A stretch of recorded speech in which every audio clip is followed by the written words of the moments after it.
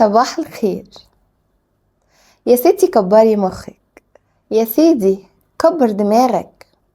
النهاردة اليوم العالمي للشخص اللي بيكبر دماغه.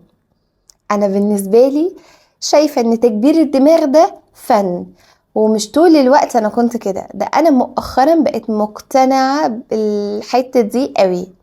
تكبير الدماغ ده فن للفنان اللي يقدر عليه. نكبر دماغنا من الناس اللي حوالينا، ما الحلو حلو لنفسه والوحش لنفسه، مش لينا احنا مالنا.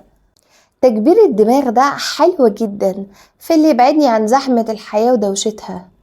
اكبر دماغي من شلة كدابة حواليا ما بتعملش حاجة غير انها تصب الاذى عليا او تشغلني عن طاعة ربنا او عن دراستي او عن اهلي. اكبر دماغي من موقف حاصل ليا من صاحبي، لو صاحبي ده انا باقي عليه، لو صاحبي ده يستحق ان انا اكبر دماغي من الموقف ده، ولو ما يستحقش اكبر دماغي من صاحبي ده خالص ولا يلزمني. مش معنى كده ان احنا نكبر دماغنا من كل اصحابنا وان احنا نبعد عنهم، لا خالص. كبر دماغك من اي حاجة ممكن تأذيك نفسيا او تضايقك او تأثر عليك بالسلب.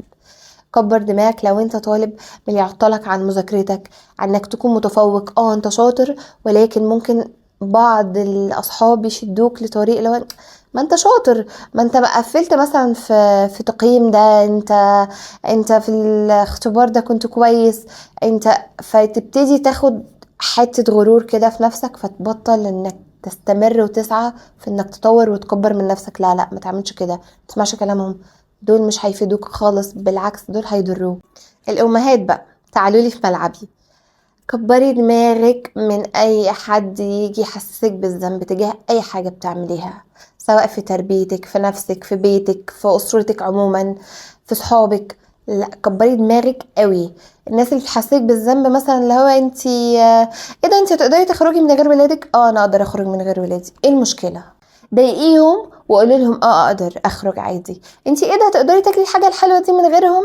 ايه ده، انتي بتخبي منهم الحاجه؟ ايه يا جماعه، ايه المشكله؟ ايه المشكله بجد؟ المشكله لما الام تبقى حلوه علشان نفسها رقم واحد، علشان تقدر تبقى حلوه عشان بيتها وولادها. فانتي في الحاله دي لازم تكبري دماغك. اسكت وكبر دماغك لما تدخل في نقاش هتحس انه هيعمل لك وجع دماغ، مش عشان اللي قدامك صح، لا، علشان تكبر دماغك.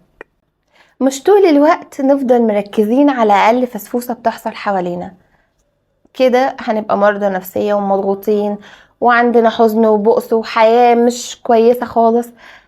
طب ليه؟ كبروا دماغكم من حاجات كتير ممكن تأثر عليكم بالسلب. خليكم مبسوطين دايما وفرحانين علشان نفسكم مش علشان حد. قولولي ايه المواقف اللي ممكن تتعرضوا لها وتكبروا دماغكم فيها.